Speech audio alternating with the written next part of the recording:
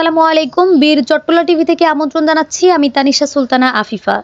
লক্ষ্মীপুরের কমলনগর উপজেলার ৭ নং হাজিরহাট ইউনিয়নের ২ নং ওয়ার্ড চর লরেন্স বাজারে অবস্থিত পুরাতন মসজিদের দান বাক্স থেকে টাকা চুরির সময় স্থানীয়দের হাতে ধরা পড়েছে মোহাম্মদ রাকিব নামের এক যুবক। মঙ্গলবার দিবাগত রাতে এই ঘটনা ঘটে। স্থানীয়রা জানান, দান বক্স ভাঙার সময় রাকিবকে হাতে নাতে আটক করা হয়। পরে তার দেহ তল্লাশি করে গাঁজা উদ্ধার করা হয়। গাঁজা রাখা ও বহন করা আইনগতভাবে দণ্ডনীয় অপরাধ। আটক রাকিবের বাড়ি ফোরকানিয়া, তার বাবার নাম আমির হোসেন ও মায়ের নাম নূরজাহান। এলাকাবাসীর জিজ্ঞাসাবাদে রাকিব স্বীকার করে যে সে সুতার গোপটা এলাকার একটি চক্রের কাছ থেকে গাঁজা সংগ্রহ করেছে। তার এ স্বীকারোক্তি স্থানীয়দের মধ্যে নতুন করে উদ্বেগ সৃষ্টি করেছে।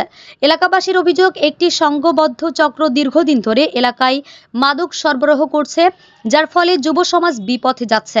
স্থানীয়রা আরও জানান, মসজিদের দান বক্স হাত দেওয়ার মতো অপরাধী একই সঙ্গে মাদক ব্যবসার সঙ্গে যুক্ত থাকায় এই ঘটনাকে তারা খুবই গুরুতর হিসেবে দেখছেন। এ ঘটনায় এলাকায় চাঞ্চল্যের সৃষ্টি হয়েছে।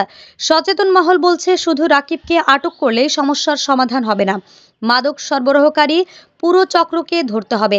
এ বিষয়ে প্রশাসনের দ্রুত ব্যবস্থা নেওয়ার আহ্বান জানিয়েছেন তারা। সামনে থেকে গাঁজা সহকারে মসজিদের দান বাক্স থেকে গাঁটাগাটি টাকা নেওয়ার সময় হাতে হাতে ধরা হয় গাঁজা সহকারে।